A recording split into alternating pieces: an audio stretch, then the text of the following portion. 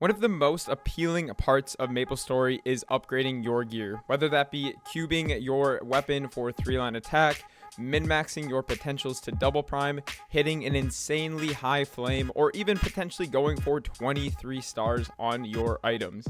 But one of the systems in Maplestory that has not allowed most players to min-max or even upgrade at all is the familiars in Maplestory. So in today's video, we are going to talk about the Maplestory Familiar Situation. Now, this is a video that I did not want to make, and I have held out for a very long time making this video. And when I say I've held out for a long time, I mean a very long time. Now, before we get into this video, I do want to preference that this is not a doom posting video, but rather a video that I hope helps Nexon potentially make better changes to this system in the future. And I don't want to only highlight all the negatives that surround this topic, but rather give suggestions and feedback of how they can improve this system in Maplestory. So with all that being said, let's get right into the video. On May 29th, 2024, GMS got its first Inkwell note. And this Inkwell note was very hopeful for a lot of players. We understood that Inkwell was going to be taking over a lot of direction for GMS exclusive content, and this gave players a lot of hope for better changes to come in the future, and more specifically, familiars in the game. Now, what is the biggest problem with familiars in Maplestory as of right now? Well, the biggest problem with familiars is that it's a system that gives you a ton of damage, but it's also a system that is very counterintuitive to your actual progression in the game. The higher level you get, the less rewarding familiars become, and the reason for that is you have to stay in lower level regions to actually farm familiars. Let's just say you're a new account and you start farming and playing Maplestory, and let's say you get all the way through Hotel Arcus and you have not hit a single boss damage familiar, or even an attack familiar, or a large drop familiar. Now, the further and further you level up and the higher level you become, the less experience, less miso, less drops you will be getting from these regions that actually drop familiars. So what is the problem with this? The problem with this is that it does not incentivize players to get to higher levels in the game. As this is such a massive amount of final damage in GMS, players really want to get their hands on some sort of boss damage familiar. And when you're a player who is level 280, 285, or level 290 even, it's practically impossible to actually farm familiars in these lower level regions. Now, I'll use myself as an example. I'm level 293, and if I want to go and farm familiars in a region, let's just say in Burning Cernium or in Hotel Arcus, I'm pretty much making 60 to 120 mil every hour, versus if I were farming in Carcion, I would be making anywhere from 750 to almost 1 bill misos per hour. Now, this is a very discouraging way to go about actually making upgrades on your account, because you're trading off one resource for another. Now, the problem with familiars isn't the fact that you have to actually farm them, it's just the fact that you have to farm them in these lower region maps. So let's just take a look and actually dive into the numbers of familiars and why this can be such a bearing problem for players in the game. So for a 30% epic familiar, it would take you 681 familiars to actually obtain one of these on average. To hit any boss damage, it would take you 340 familiars, and that is just on epic, right? So let's just say you're trying to min-max your familiars and go for 120 boss, which is pretty much the gold standard if you were trying to min-max these familiars. It would take you 684 tries on a unique familiar to actually hit one boss damage familiar. Now, using that math, it would take you essentially over 3.4 thousand hours to hit 120 boss damage. This is essentially 61 million mobs killed to hit 120% boss damage. Now, I'm not complaining about the actual number to hit this boss damage familiar. I think that min-maxing anything in a game should be difficult, and it should take a lot of time. It should not be handed out. I think it should be a difficult system in the game.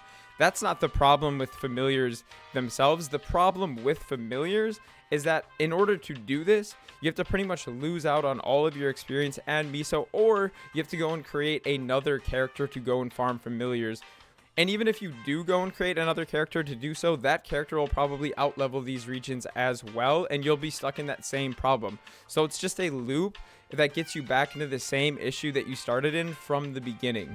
Now, let's just say you're a new player as well, and using that same math that we used earlier, in order to go from 260 to level 275 is going to take you pretty much a total of 249 hours, and it's going to take you around 4 million mobs to do so. And this isn't including things like Monster Park, dailies, all that other stuff. That's just raw mobs killed, and that's only 4 million mobs killed. And remember, the total amount of mobs killed is going to be 61 million to obtain that 120 boss damage. And that is a very high reach, right? Like 120 boss damage, that's not what most players are going to be going for. But it just shows, even as a new player, that this system is very unrewarding.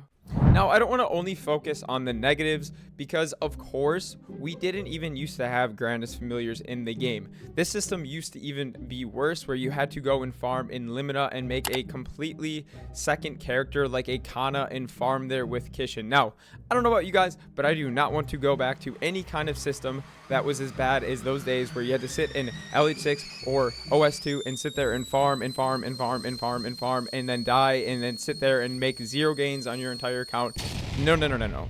We've come a long way from those days, and I am extremely happy and proud of the development team over at Nexon GMS for the changes that they have made so far. They made a lot of very good change, and they have also came up with new ideas to potentially solve this issue. I'm going to give credit where credit is due, and Inkwell has done something that has not been done since I can remember in Maplestory. He's actually tried to come up with solutions and give players different types of solutions and actually tried to fix the problem. Now, with that being said, let's actually go over what they've done to try to solve this problem, and I'm going to give my thoughts and my feedback on what they've done and how they've gone about it.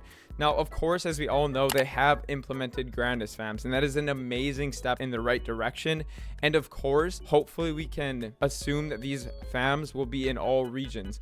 But the problem with how they've done this is that they've put them in the earlier level maps, which isn't a great solution to the problem. What I would have liked to see Inkwell do, and hopefully do in the near future, is instead of implementing these familiars in the lower level regions, implement them into the later level regions. This way, this gives players more incentive to be higher level and doesn't punish players for being higher level in the game.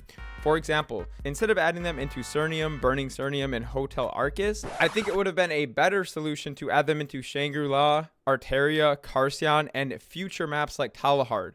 The reason why I say this is a better solution is because it rewards players for being higher level. It also pushes newer players to have more playtime and push themselves to get to these higher regions to potentially make better gains on their entire account overall.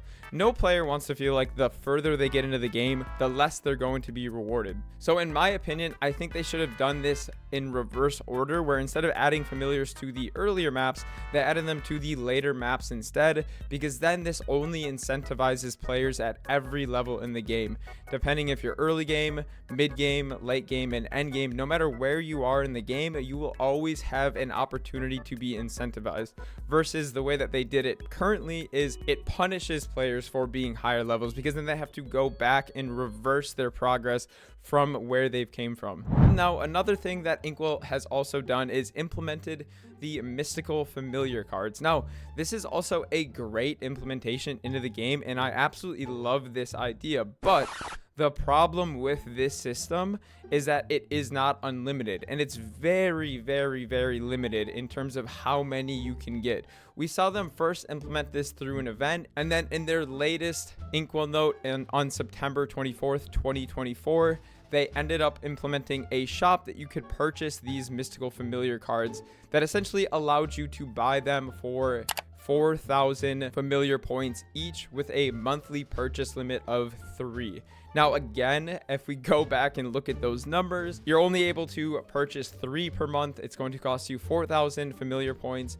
But the problem, again, isn't the actual item itself, but it's the way that they went and implemented it. If you're only able to purchase 3 per month, and it takes you 685 tries to hit a 40% boss, Well, you can do the math on that. So again, I like the idea of the blue mystical familiar cards in the game, but I don't like the way that they implemented it. So now, how do we actually go about fixing or solving this problem? Now, if I were to give my 2 cents on this entire familiar system, this is how I would go about it.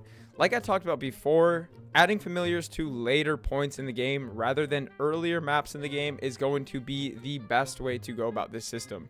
Now, why is this a great way to go about this system? Well, it incentivizes players to play more and incentivizes newer players to want to chase those higher levels, which overall increases player retention and increases the amount of people wanting to push higher level content. I know one of the most difficult things in Maplestory is getting out of that mid-late game rut and getting into those later levels, and with a system implemented like this, incentivizing players to push higher levels, those higher levels don't feel as meaningless, and it feels like you're continuing to be rewarded the higher and higher level you go. So now that we've talked about the actual familiar card drops from mobs, let's talk about the blue cards or mystical familiar cards.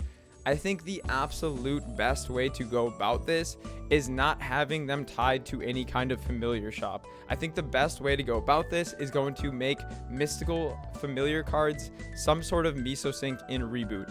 Every other system in Reboot has meso syncs. Flames, cubing, star forcing, they all are their own meso sync. I think implementing mystical cards as a buyable option in either the cash shop or a shop where you can buy them like flames is the best way to go about it. Now, the price point, I don't know what is the absolute best price point to make it at, but some sort of price point that allows players to buy unlimited of these familiar cards, in my opinion, is going to be the best way to go about things. Now, why do I think that this is the best way to go about things? Well, again, the same idea ties to putting familiar cards into later regions. If you allow players to buy unlimited amounts of these familiar cards, what are players going to want to do? Well, they're going to want to min-max this system, and that allows players to continue to play at any point in the game, at any level in the game, no matter if they're mid-game, late game, or end game. They will continue to try to upgrade this system. And what does that do? That increases player retention, and that increases player time, and that also makes players' time playing the game feel more valuable. I think that even players that had 40 boss damage familiars would even try to go for hybrid familiars, because that's just how Maplestory players are. They'll continue to min-max until there's no more min-maxing left to do. So that is going to be my 2 cents on the familiar situation in Maplestory. Like I said earlier in the video, guys, this is not any kind of doom post at all. I think GMS has done an insanely amazing job from what they did 2 years ago, talking about familiars, to where they are right now, and I do want to give them credit for where credit is due. It's a big step forward to even try to tackle such a big and horrible system that has been implemented into the game, and I give them a ton of props for trying and continuing to try to innovate this system. And I have nothing but high hopes and optimism for the game moving forward. With Maplestory's Ride or Die event ending very soon, I think we can expect to see another Inkwell note in the very near future, and hopefully they do address some of these issues gone over in this video. And I hope that Inkwell completely cooks this video and makes me look like an idiot for posting this video and makes this system much better. And I hope that this video makes me look stupid when the next Inkwell note does come out. But with that being said, guys, that is going to wrap up the video for today. I hope you guys did enjoy it, and let me know in the comment section what you guys think of the familiar system in Maplestory and what you would like to see changed in the near future. But until next time, guys, I will see you in the next one. Take it easy. Peace.